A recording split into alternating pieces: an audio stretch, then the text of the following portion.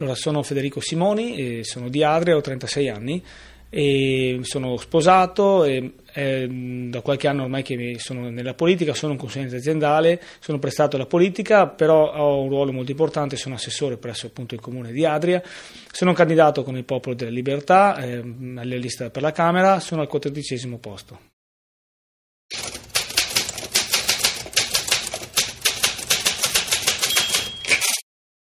Dobbiamo uscire da un isolamento in cui ci troviamo pretendendo con forza i giusti spazi che meritiamo in un Veneto che non deve più vederci come fanalino di coda. Il Polesine col suo delta è terra di eccellenze, è un esempio unico di zona umida in Italia e in Europa, è una zona da preservare nella sua naturalezza e nelle sue bellezze.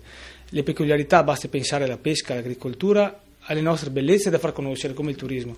È un territorio tutto da disegnare con un necessario sviluppo infrastrutturale che faciliti l'insediamento di nuove aziende soprattutto guardando la green economy.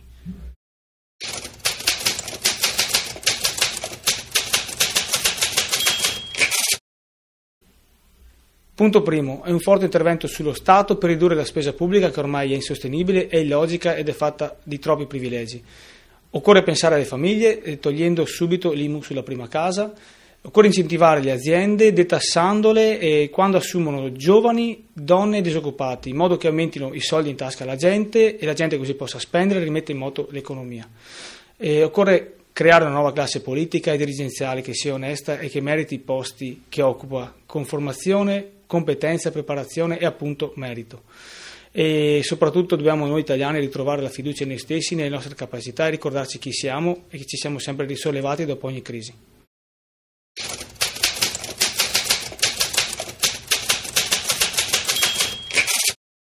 Chi fa politica deve essere cosciente che non fa il lavoro per sé ma per gli altri. La politica è un mezzo, non è un fine, è un mezzo per migliorare la società in cui viviamo.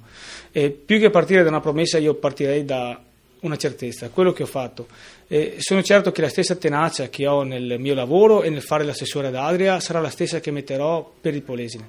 È tempo di riscatto per la nostra terra, la nostra gente e soprattutto per i giovani. Dobbiamo credere che un'Italia migliore è possibile, soprattutto più giovane, orgogliosa ed onesta e che a testa alta sia capace di sfidare il futuro.